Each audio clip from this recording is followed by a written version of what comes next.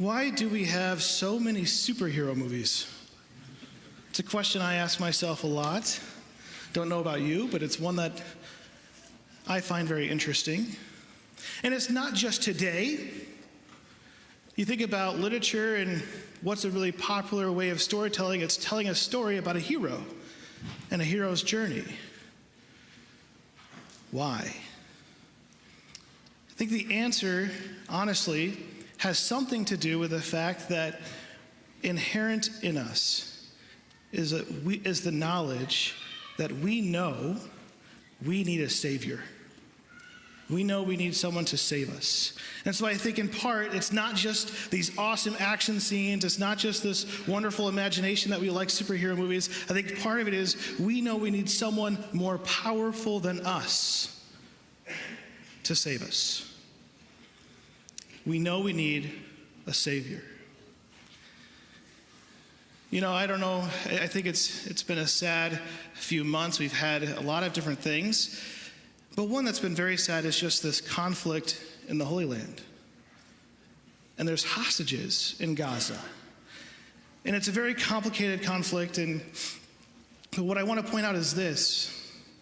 If you were a hostage, you are just waiting for someone to rescue you, to save you. And there's people right now who are praying to be saved.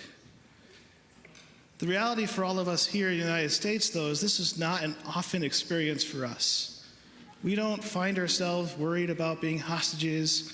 We have little things that make us upset, but they pale in comparison, really, to the rest of the world.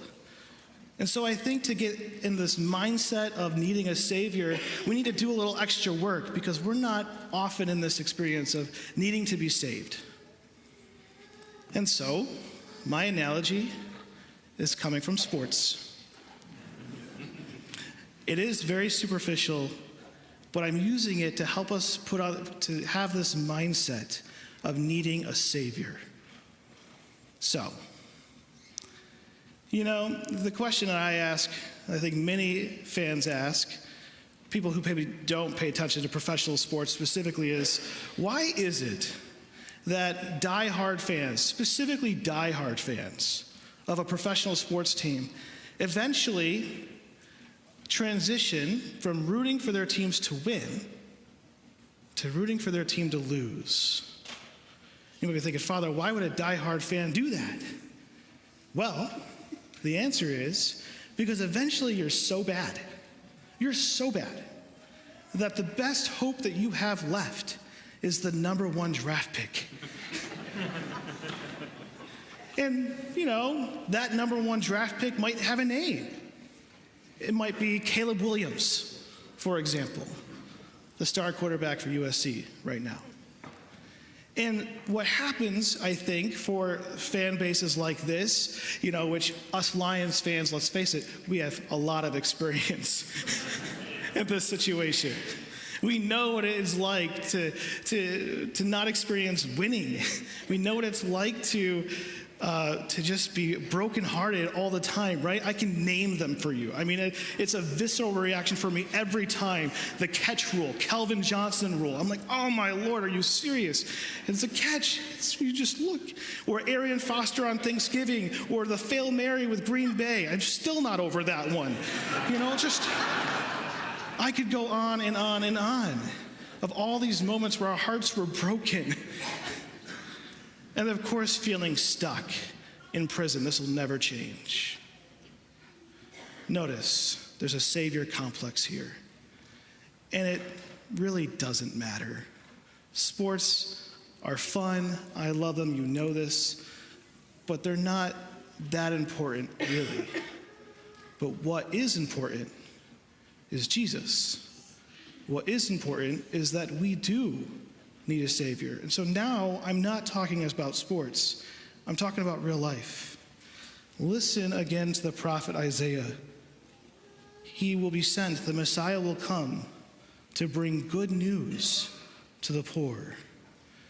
Poor here is not necessarily materially poor. It could mean that, but it also means any sort of a lacking, right? Lacking authentic friendship or intimacy, or lacking authentic love or a sense of belonging. These are all the ways in which the Messiah will come to bring good news, that you will be loved unconditionally by God's anointed one. And then, of course, it continues on. The Messiah will come to heal the brokenhearted. Well, how many of us come here with hearts that are burdened? Some of us have hearts that have unforgiveness because someone has deeply hurt us. Maybe it's from a trauma from the past. Maybe it's from something currently, but whatever it is, we have this need to be healed from our anger and unforgiveness. Some people here are in really difficult marriages where there needs to be a lot of healing. Some people are grieving because they've lost someone this year. Whatever it is, everyone in this church has something in their heart that needs the healing love of the Savior. And praise Jesus, that's Jesus. The Messiah has come to heal you and me, to heal the brokenhearted. The Messiah will come to proclaim liberty to the captives. The Messiah will come to free us. You know, in The Chosen, when Jesus reads this, and it's scriptural, it's when he reads it in the Gospel of Luke, he quotes literally this specific chapter of Isaiah, chapter 61, and he says these things, and then he says, this is fulfilled in your hearing. And right after he says that, the Pharisees say, well, we're still captive we're occupied territory, the Romans still have authority over us. And Jesus is like, dude, I don't care about Rome, I care about sin and death. That's what I came to set you free from, sin and death. All of us have attachments. Every one of us, me and you, have a struggle with some sin that we need freedom that can only come from the Savior. The question is this, though. On Wednesday night, we had this awesome nativity program, the young people here in the church, and they asked this question: what does that mean to you? And so I ask it to you this day. What does it mean to you that you need a Savior? And between now and next week, to actively pray about this area of your life. Say, Lord, this is what I need from you. Because yes, next week we're going to celebrate Christ who has come. And Advent is about preparing for the Christ who will come again. But literally this day, the fact that we rejoice like hostages, like people who are desperate for a Savior, because the announcement has been given to us. The Savior is coming. So what does it mean to you that you need a Savior? And then let that Jesus into your heart this week. The Jesus who comes to bring good news, to heal our hearts, and to set us free.